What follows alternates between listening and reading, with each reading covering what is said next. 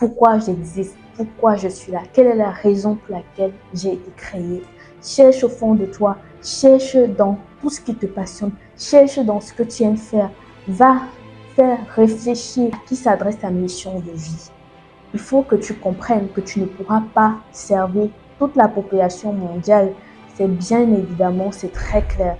Alors, à qui s'adresse ce que tu vas offrir au monde? Est-ce que je vais chercher des partenaires? Est-ce que je vais chercher des fournisseurs? Est-ce que je vais rentrer à l'école pour trouver d'autres diplômes? Est-ce que je vais me performer? Est-ce que je vais améliorer mes compétences? Est-ce que je vais me former encore? En fait, ton how, c'est le comment. Comment est-ce que tu comptes procéder? Comment est-ce que tu comptes y arriver? Un délai te met la pression. Un délai te permet de savoir que à tel moment de ma vie, je veux avoir réalisé ça. Je veux avoir accompli ça. Et si ce n'est pas fait, comment réajuster mon plan d'action?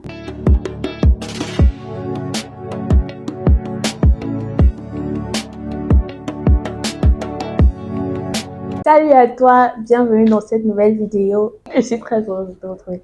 Aujourd'hui, je vais partager avec toi 5 questions essentielles que tu dois te poser si tu as envie d'accomplir la destinée qui est la tienne. C'est tiré du fameux des Big Five Questions en anglais. Alors, la première question que tu dois te poser, c'est bien évidemment ton why. Why, ça veut dire pourquoi. Pourquoi j'existe? Pourquoi je suis là? Quelle est la raison pour laquelle j'ai été créé? C'est ce que tu devrais te demander.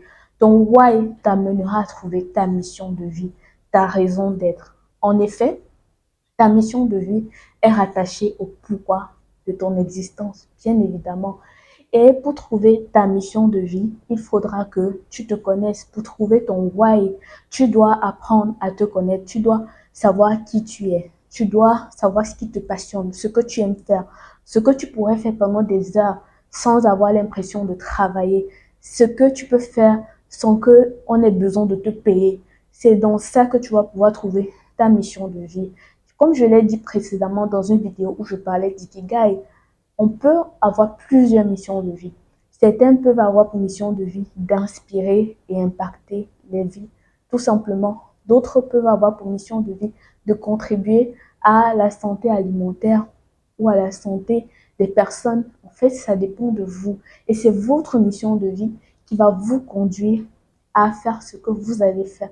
Donc, trouve déjà premièrement ton why, ton pourquoi, ta raison d'être, pourquoi tu existes.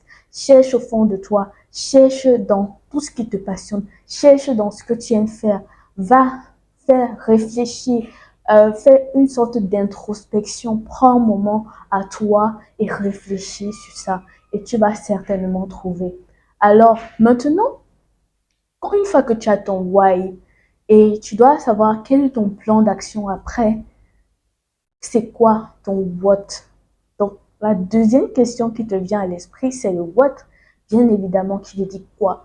Quoi faire? Que faire après? Une fois que tu découvres que tu veux peut-être inspirer et impacter des vies, alors quoi?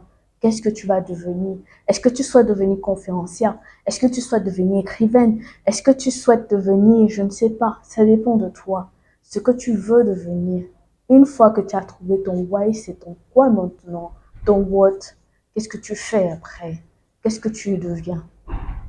Trouve ton what now. Alors, la troisième question que tu dois te poser, c'est ton où. Où à qui? Quelle est ta niche? Quelle est ta cible? À qui s'adresse le service ou le produit que tu vas proposer? À qui s'adresse ta mission de vie? Il faut que tu comprennes que tu ne pourras pas servir toute la population mondiale. C'est bien évidemment, c'est très clair. Alors, à qui s'adresse ce que tu vas offrir au monde? Quelle est ta niche? Est-ce que ce sont les enfants? Est-ce que ce sont les handicapés? Est-ce que ce sont les femmes? Est-ce que ce sont les hommes? Est-ce que ce sont les jeunes? Tu dois pouvoir trouver ton où. Ton où, c'est très important pour élaborer ensuite ton plan d'action après avoir découvert ta mission de vie. Trouve-le et concentre-toi à les chercher et à les trouver. Même tes clients viendront de ta cible. Après le où, on a bien évidemment le how qui veut dire comment. Comment faire? Comment procéder? Est-ce que tu vas planifier de créer une entreprise? Est-ce que tu vas planifier de créer une ONG? Est-ce que tu vas planifier de chercher du boulot? Est-ce que tu veux commencer par un stage? Comment est-ce que je vais procéder? Est-ce que je vais chercher des partenaires? Est-ce que je vais chercher des fournisseurs? Est-ce que je vais rentrer à l'école pour trouver d'autres diplômes? Est-ce que je vais me performer? Est-ce que je vais améliorer mes compétences? Est-ce que je vais me former encore? En fait, ton how, c'est le comment. Comment est-ce que tu comptes procéder? Comment est-ce que tu comptes y arriver? Après que tu as découvert ta mission de vie, après que tu sais que voici ce que je veux faire, comment est-ce que tu comptes procéder? Quelle est la suite? Alors trouve ton how, comment tu vas procéder et certainement tu vas trouver ton when qui veut dire quand. Ce qui nous amène à la dernière question, mais pas la moindre, quand est-ce que tu comptes réaliser? Même dans les objectifs SMART qui sont spécifiques, mesurables, l'auteur dit que il faut les fixer sur un temps. Alors, dans toute chose que tu veux accomplir, tu dois te fixer un temps. Parce que si tu ne te fixes pas de moment accompli, tu vas passer le temps à croire que tu as du temps, alors que le temps va te filer sous les yeux et tu ne vas pas réaliser que voilà l'année qui est terminée, ensuite 2 ans sont passés et puis je n'ai pas toujours réussi à accomplir cette mission-là. Il y a des personnes qui disent que je veux devenir riche, je veux devenir tel, je veux avoir une voiture, je veux être écrivain, je veux écrire mon propre livre. Mais en fait, les années passent et tu demandes où en es-tu avec cet objectif. Ils ne peuvent pas te répondre. C'est simplement parce qu'ils n'ont pas défini de limite. Un délai te met la pression. Un délai te permet de savoir que à tel moment de ma vie, je veux avoir réalisé ça. Je veux avoir accompli ça. Et si ce n'est pas fait, comment réajuster mon plan d'action? Parce que si aujourd'hui, tu te dis, en juin 2025, par exemple, je veux pouvoir avoir publié mon propre livre. Tu dois savoir que d'ici décembre 2024, certainement, tu dois finir de l'avoir écrit.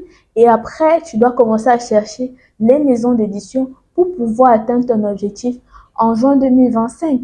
Ce n'est que clair. Donc, le temps te permettra de savoir que j'ai quelque chose à accomplir à tel moment. Sinon, tu risques de passer ta vie sans rien faire. Tu risques de passer ta vie sans avoir accompli ta mission parce que tu ne t'es pas donné un deadline, tu ne t'es pas donné un délai. Dans toute chose même, le temps, c'est très important et on n'a pas toute la vie pour le faire. Le temps, c'est l'une des choses les plus précieuses que nous avons et il peut nous filer au bout des doigts. Il ne nous attend pas. Nous sommes déjà bientôt le mois prochain, nous serons en septembre, le 9e mois de l'année et l'année va s'écouler comme ça. Si tu n'as rien accompli ou si tu as accompli, c'est bien, mais le temps lui passe. Il ne regarde pas ce que tu as fait, il ne regarde pas ce que tu n'as pas fait, il passe. Alors, prends bien soin du temps. Fixe-toi un délai pour chaque chose que tu vas accomplir, pour chaque mission que tu vas accomplir. C'est tout ce que je vais te partager. C'était les Big Five. J'espère que tu as appris quelque chose de cette vidéo. N'hésite pas à partager avec une autre jeune femme autour de toi et on se retrouve pour une prochaine vidéo. Porte-toi bien.